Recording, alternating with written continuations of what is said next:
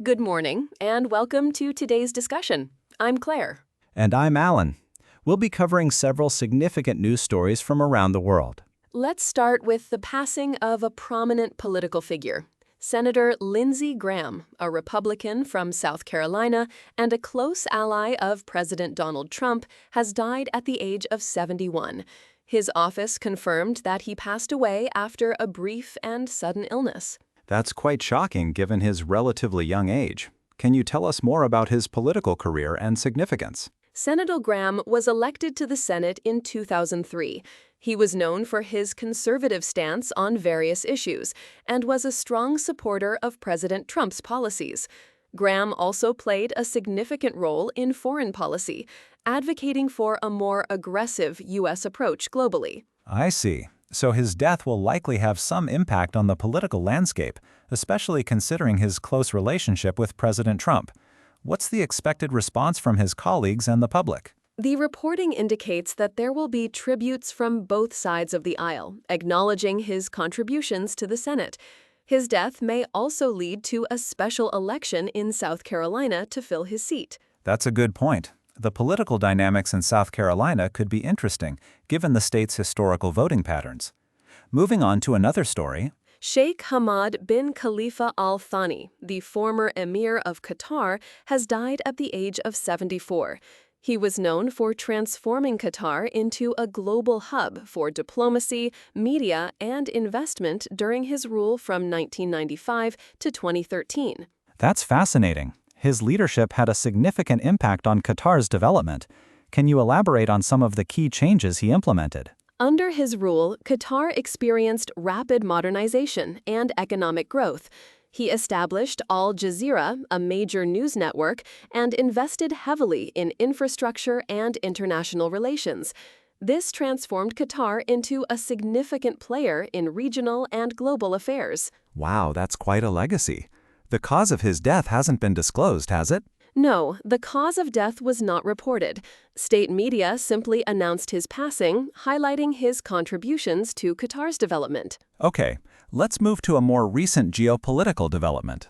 The U.S. military has launched another round of strikes on Iran following an attack on a commercial ship in the Strait of Hormuz by Iran's Islamic Revolutionary Guard Corps. This escalation is concerning. Can you provide more details on the context and the parties involved? The incident is part of a series of escalating tensions between the U.S. and Iran.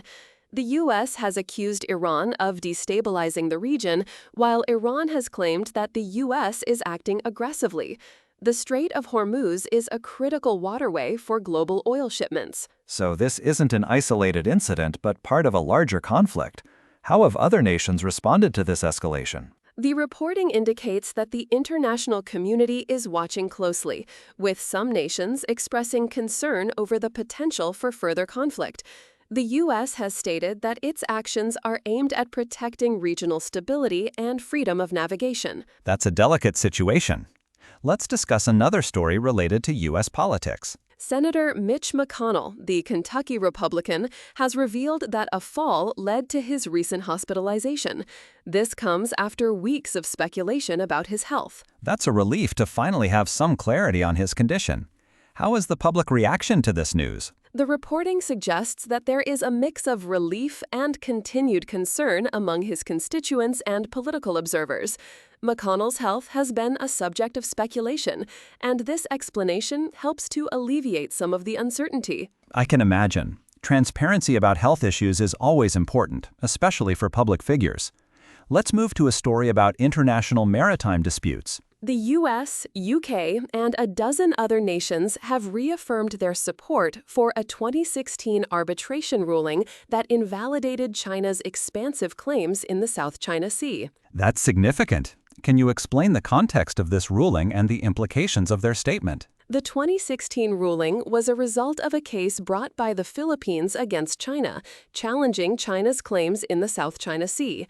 The tribunal ruled in favor of the Philippines, stating that China's claims had no legal basis.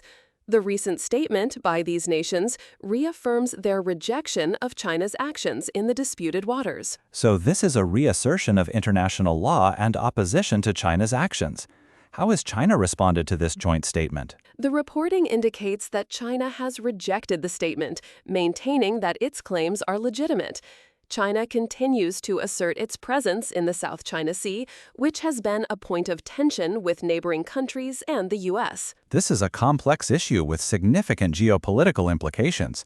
It's clear that the South China Sea remains a contentious region. Indeed, as we wrap up today's discussion, it's evident that there are several critical issues unfolding globally, from political changes to geopolitical tensions. Absolutely. And it's been a thorough discussion covering various aspects of these stories. Thank you for joining me, Alan. It's been a pleasure discussing these important news stories with you. Likewise, Claire. Thank you. And that's all for today's episode. Thank you for listening. Until next time, goodbye. Goodbye.